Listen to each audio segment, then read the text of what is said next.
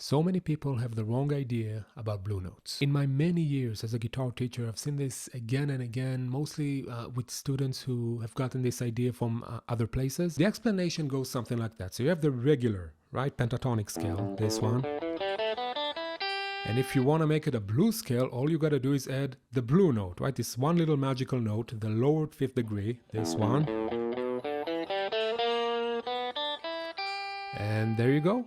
You're in blues. I've seen this kind of explanation in other places, also in YouTube, for example, and kind of recently in one of my favorite YouTube channels, the guitar channel of Brandon Acker. So with that note, that's a great blues note. And suddenly, as soon as you add that in there,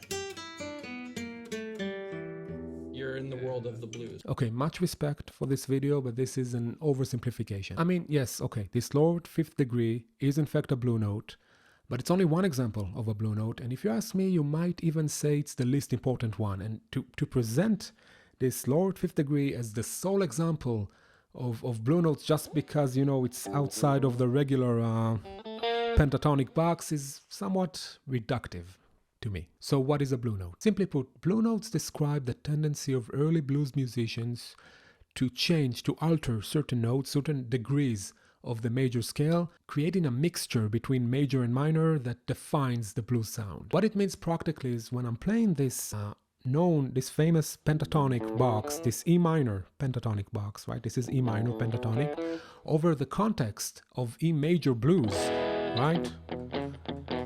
I'm already playing blue notes even before I added this lowered fifth degree because of this mixture between the minor scale and the major context. Let's take, for example, this G, right? The second note of this pentatonic box. Is this not a blue note? It's very much the most important blue note, because if you think about it, this G does not belong in an E major, right? The G is the minor note of E. So if we listen to this E major, right, listen how pure it sounds. And once we add this G, we get,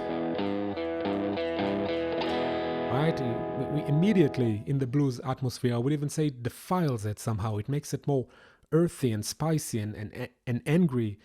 It creates this ambiguity between major and minor, which is so crucial to the blues sound. Or let's take this D, right, this note.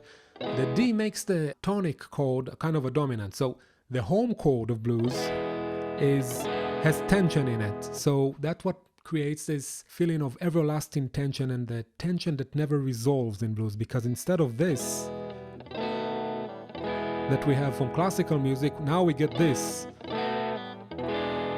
Right? You hear it doesn't really resolve, so we have always this tension that never resolves, which is also very important to the blues sound. And yes, you could also add this lowered fifth degree. This is also a blue note. Unlike the other blue notes, you don't really linger on this one. It's more of a passing chromatic note. It's more of a spice, really. So I know it might seem like we ended up with the same conclusion, right? Because we still ended up with the same blues scale. But I think now, after this explanation, we are in a better position to understand why we're playing the notes that we're playing and what is the role of each note and the context of the notes that give them their meaning. And if we got this far, I would just like to dive in a little deeper, because I have to admit that this explanation that I just gave you of blue notes as a mixture of minor and major is also kind of oversimplified. And I'll explain. When an authentic blues musician play this, like we said, this G, this minor note over a major context, they almost never just play it like that. Rather, they would play something like, right, I'm bending the note and altering the pitch.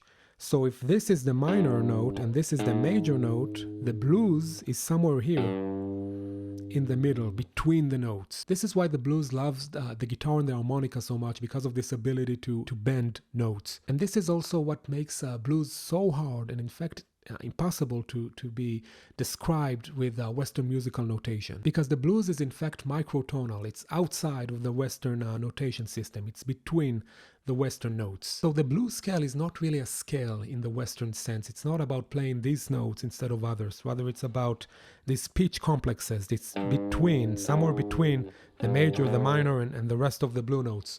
That's where the blues is. We have to always remember that a lot of what we know of as blues is actually an attempt to pin down and methodically describe a musical feeling that can never be really captured. So I hope that I could make some sense for you in this very complicated and multi-layered topic. I would love to read your questions and comments, and until the next time, bye.